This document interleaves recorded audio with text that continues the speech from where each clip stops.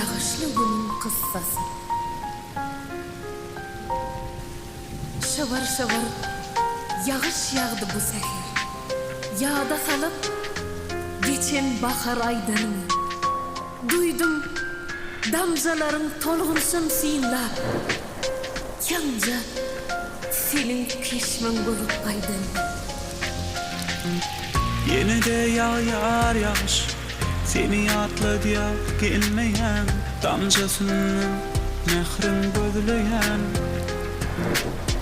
Gel yermana soğuk şemal bilim dolunay. Barhattan soğudun yalatay. Sen yaşa seyredip tüyedin onu.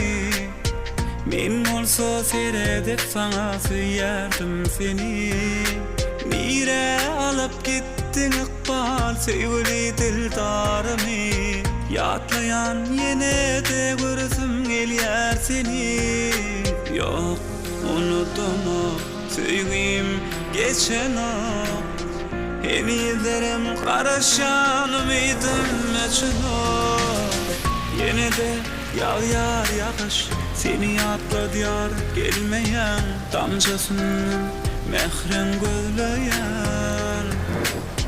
Gel yermana soğuk şemal bilim dolunay. Barhattan soğudun yalatay.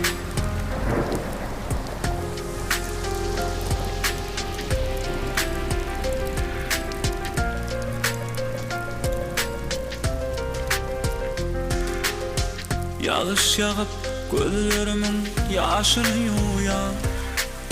Yatlasam seni yüreğin rahatlık tapyar.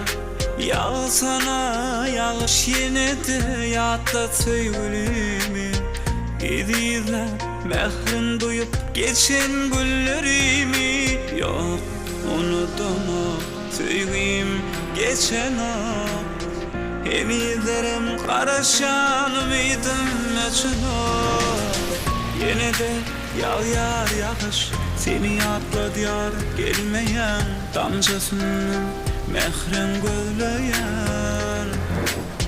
Gel yermana soğuk şemal bilim dolunay. Barhattan soğudun yalatay.